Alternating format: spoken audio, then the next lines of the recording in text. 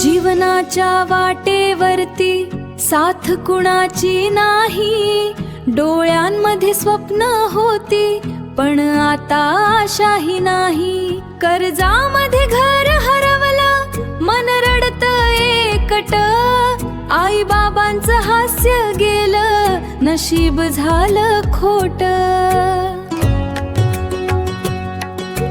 तेव्हा कानात नाव पडलं विठ्ठला.